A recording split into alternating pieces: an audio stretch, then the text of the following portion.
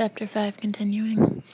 "Oh, no," said Marianne to herself, but her eyes blazed up to her mother in a silent entreaty. "Our marriage can't survive your staying around here to help Bull. No, you are banished from this house until late this afternoon. You remember what happened last time. Your fuse is too short on moving day. You check in and we'll take care of the movers." Each child breathed easier when the colonel grunted his reluctant assent. It was always better when Colonel Meacham was exiled under edict from his harried wife and disappeared from the house on moving day, for a long experience had taught them that the colonel's temper shortened considerably in the chaotic milieu of unopened boxes and pictureless walls. On the last 3 moves, Bull had swaggered around among the movers, shouting out commands as though they were laggard corporals in need of KP. He caused enough resentment on the last move to stir an eventual mutiny that led the head mover to ask him to leave the premises if he wanted his furniture anywhere other than on the front lawn. It is often difficult for military officers to grasp the fact that the civilian world does not hold them in shivering awe. Bull's family also remembered that Ben had been the victim of his father's frustrations at the end of the 3 previous settling-in days, receiving backhands on 2 of those occasions and a semi-strangling on the 3rd. Wiser now, Ben had told his mother that he would disappear for the day if she did not devise a plan to keep the colonel out of the maelstrom of this ill-omened day. He was not offering his body as a human sacrifice again just because his father could not exist in the center of chaos. "Let's face it, Mom," Ben had told her, "Dad ain't exactly priest-like when we move into a new place." At 9 o'clock, Bull pulled a clean uniform from a clothes bag that hung in the car. He took the uniform directly to Ben and told him to prepare it for use by the sharpest Marine officer in the Corps. Ben took the uniform from his father, smoothed it with his hand, spread a blanket on the lawn, then laid the uniform reverently on top of the blanket. Then he pinned the ribbons, insignia of rank, and appropriate decorations onto his father's blouse. It was a ritual he could perform in his sleep, one for which his father had trained him from childhood. "Are you going to wear your inspection shoes or your work shoes, Dad?" Ben asked. "Use your noggin, sports fans," Bull snapped. "I'm not going to be waltzing through a field of ship flowers this morning. This is a pretty important meeting. Do you get it?" "Aye, aye, sir. Inspection shoes it is," Ben said. He walked to the front seat of the car and lifted a pair of shoes whose toes were covered by white sweat socks from under the seat. Gingerly, Ben removed the socks. He stared deeply into the gloss on the shoes. "You scratched these shoes badly, Dad, the last time you wore them. You gotta be more careful with these babies." "I don't have to be careful as long as I have you around to shine 'em up," his father retorted, not gruffly, but as a statement of irrefutable fact. What did you do without me when you were sailing around on that aircraft carrier last year?" "I got hold of a real ambitious corporal," he replied. Under some road maps in the glove compartment, Ben retrieved a rusty can of Cordovan polish and a thin silken handkerchief spotted with dried circles of polish. Out of the corner of his eye, Ben saw his father lift the uniform off the blanket, inspect the angle and position of the silver leaves, eyeing the placement of ribbons, then grunting approval without acknowledging his son. There are some things you can never forget, Ben thought. Finding a shady place on the veranda, he leaned up against a column and began to shine his father's shoes. Even though he resented the way his father took this duty for granted, he derived a guarded satisfaction from his custodianship of his father's shoes. With him rested the basic responsibility for his father's military appearance. The shoes were Ben's greatest challenge and most enduring joy. Bull was hard on shoes. Some Marines can make a good spit shine last for a week, but Bull's shoes would look as if they had been on a forced march after only several days' wear. Ben loosened the top of the can of kiwi with a dime, wrapped the handkerchief tightly around his middle finger, put some water into the top of the polish can, dabbed a small amount of polish on the rag, then, in a circular motion, lightly applied the polish to the shoe. It delighted him always to find the mirror in the shoe's face, to rediscover the dark reflection released as the finger thinned the polish on the hard, good-smelling leather. Touch was the thing, lightness in the finger. the sparing use of water, never spit, the thinness of the rag, and a stingy use of polish. Once a shoe had a good base, it was a simple matter to restore its brilliance when the shine faded. As his finger moved, Ben watched his face appear as if he were standing over a clear pool. His eyes stared into his darker eyes, reflected in the black waters of Cordovan. Looking up, he could see his mother through the large curtainless windows inspecting a fine old mantelpiece in the living room. He had never seen her happier with the new house. For years she had dreamed of being the mistress of so splendid a house. She had been raised to appreciate anything that was old and to hold in mild contempt anything new or showy.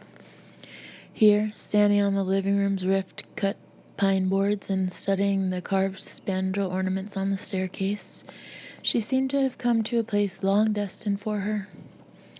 The disrepair of the house did not bother her at all. The crumbling plaster, the peeling wallpaper, the faded paints or the columns, none of it made any difference. She had been reared to inhabit a house as fine as this, and only the accidental liaison with a man in love with the Marine Corps had interfered with this consummation. "They don't build houses like they used to," she heard her husband say behind her. He was dressed in his uniform except for his shoes. "You look absolutely Napoleonic in your uniform, Bull. Yes, you're right. People used to take pride in their work. This whole country's going to the weenie dogs. To build a house like this today would cost you an arm and a leg. I'd like to take the same house up to Chi City, put her down by Lake Mish, and sell her for about 200,000 big ones." "No, sugar, this house belongs here. Nowhere else. It would be sacrilegious to move this house to the Midwest. By the way, Bull, I suggest you put on your little booties before you go saluting the brass." "Ben's putting a spit shine on him for me." "Ben's a fine Marine, isn't he?" Lillian purred sarcastically.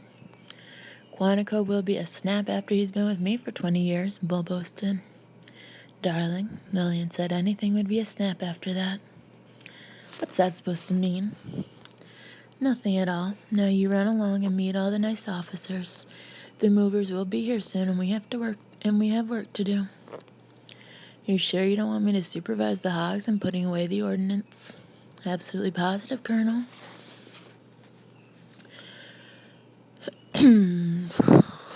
Bull paused at the front door and asked Lillian, "How should I handle Varney, Lil?" "I've been waiting for you to ask me that question." "Maybe I'll wait till Monday. That'll give me some time to plan a little strategy." "Get it over with today. Then you won't be thinking about it and brooding over it tonight. You're professionals. You can work it out just by being mature." "No, we can't. It goes too deep." "Well, you better try, Bull. He outranks you." "Can you believe all the damn luck? Of all the group commanders in the world, I get cornholed with that pussy son of a bitch." "Watch your language, please. Little ears might be listening. What I would do if I were you is walk in there, bold as can be, as though he were my best friend. You never believe me, but more flies are caught with honey than with horse shit," and Bull finished. "Shame on you. Now, go, so we can start to work. And Bull, this house, you outdid yourself." The Colonel's face lit up with pride. He looked around the house, unable to contain his euphoria over his selection of a dwelling. He saluted his wife smartly. Then he shouted to his invisible children scattered about the grounds, "You help your mother today and no yappin'." As an aside to his wife, he said, "If any of the troops give you any lip, there will be a summary court-martial when the great Santini gets home." "I've been handling the troops without you for a whole year, Santini, and I've done a darn good job of it." "They're a little ragged, but I'll whip 'em into shape." "That's what I'm afraid of." "You don't think I can handle 'em, though?" he asked darkly. "No, I think you can, Bull. That's what I'm afraid of, how you'll handle them." Colonel Meacham pulled the station wagon out of the driveway. It was caked with the night dirt of Georgia and South Carolina. His family watched him leave, then, fanning out in well-drilled squads, they set about assaulting the long-standing dust from the recesses and corners of the massive house. Armed with sponges, soap, brooms, and mops, they sweated together in the climbing August sun. working hurriedly before the movers arrived. Mrs. Meacham wanted her furniture placed in a clean house. The movers arrived at 11 that morning, powerfully muscled, red-faced men who grunted officiously over the dead weight of refrigerators and air conditioners. In alternating currents of laughter and profanity, they journeyed time after time from the inside of the truck to the interior of the house, authentic beasts of burden, accustomed to inflamed muscles and sugar-voiced housewives like Mrs. Meacham, who thought a mover's only goal in life was the destruction of irreplaceable heirlooms and fragile glassware. Ben would catch snatches of his mother's lamentations to the movers and smile every time he heard them answer in a peremptory yes'm. "Be careful, sugar," he heard her say to the largest of the men. "My best china's in that box, darling, and I declare you are throwing it around like a shot put." To another, Marianne heard Lillian plead, "Sweetie pie, a man of your gargantuan proportions can wreak untold destruction if you're not careful. The treasures of my heart are in that box. Pretend you're carrying eggs. They ought to hire tiny little men to move the fragile objects and have y'all giants move pianos and things." In the middle of the move, she whispered to Ben, "You have to watch movers very closely, son. They are brutes like your father. They are destroyers of beautiful things." By 3 o'clock, the movers had laid out carpets, positioned furniture, hooked up the washing machine and dryer, and filled each room with the stencil-marked boxes that the Meachams would have to unpack. When the ordeal was over, when Lillian Meacham half believed that her personal riches were not reduced to dust from mishandling, and when the movers drove off griping about incipient hernias, the gears of the trucks grinding against the humidity of the afternoon, the family was left with the task of getting the house into inspection order for the critical gaze of Colonel Meacham. For them, the day was beginning in earnest. "All right, darlings," Lillian called to her children, slapping her hands together. "Here's the battle plan. We'll concentrate on the downstairs. Let's unpack all the downstairs boxes and get them out of sight. We will hang the pictures, try to make things look natural, and hope that your father does not realize that the house is a long way from being in tip-top shape. Then you each will be responsible for unpacking the boxes in your own room, but you can do that tomorrow morning. As for now, let's get to the business of the living room." "Gosh, it's hot, Mama," Marianne said. "I feel like Dante." "It must be 100 in the shade," Matt added. "Just think about being in a cool place. That always helps. Let's pretend this is our new home in Norway. There's a fjord outside and snow on the mountains."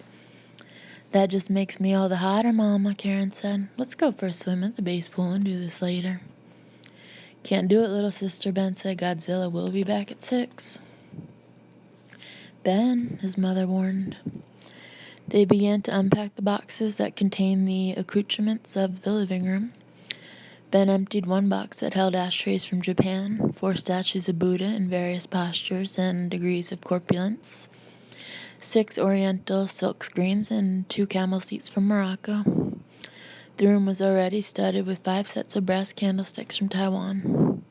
On one wall was a large painting of a Seine River scene, which Bull had bought while drunk in Paris.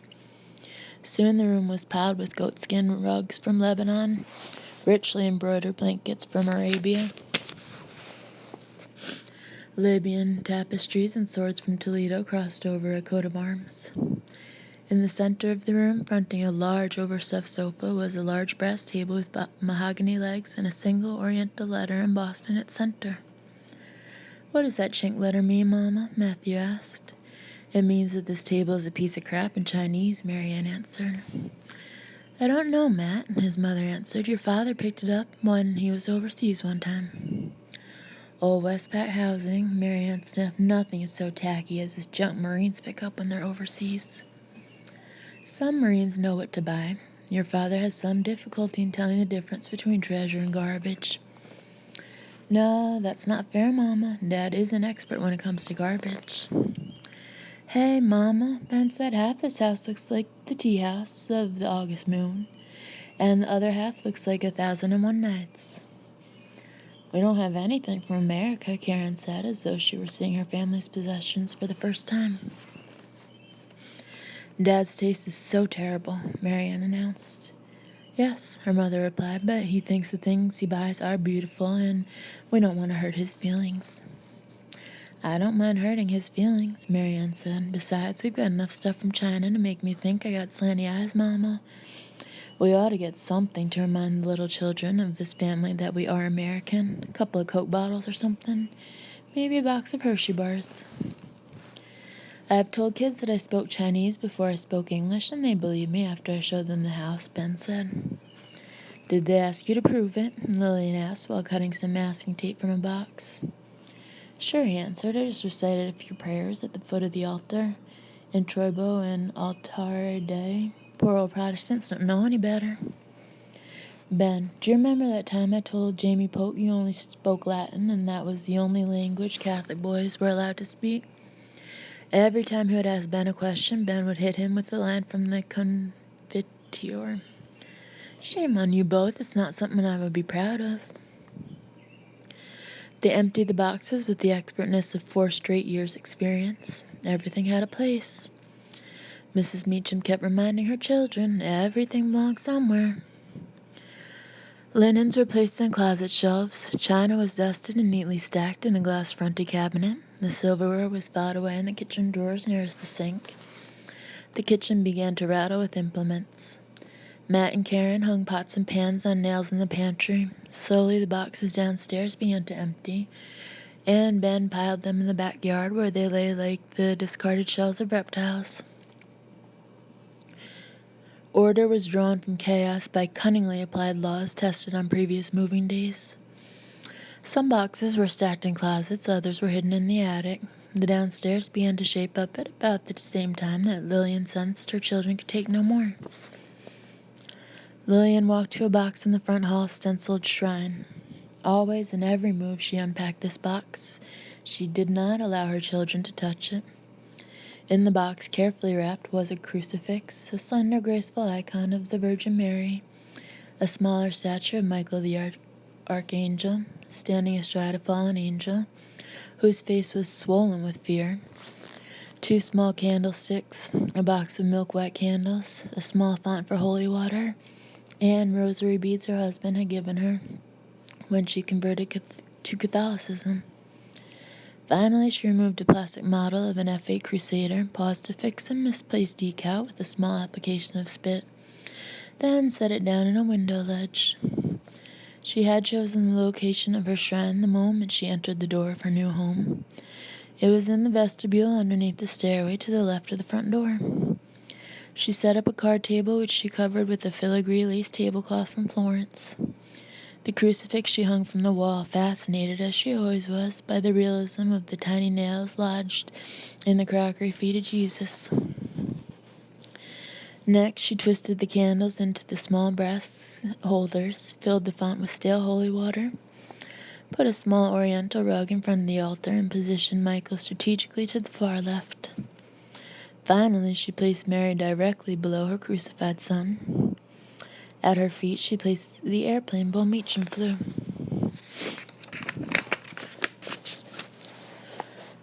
Behind her, the children gathered, watching each ritualistic step in the installation of the shrine. Marianne whispered to Ben, "Oh, Jesus, here we have the lady of the fighter pilot again. Why don't you tell Mom that it's a bit much?" "Why don't you tell her, big balls?" Ben whispered back. Before Marianne could answer, Lillian motioned for her children to come to the vestibule. "Let's say a prayer, thanking the Blessed Mother for a safe trip." The children knelt while Lillian lit the candles. Then she began to pray aloud, and Ben, her son, had an image of her prayers floating light as pollen into the ear of God.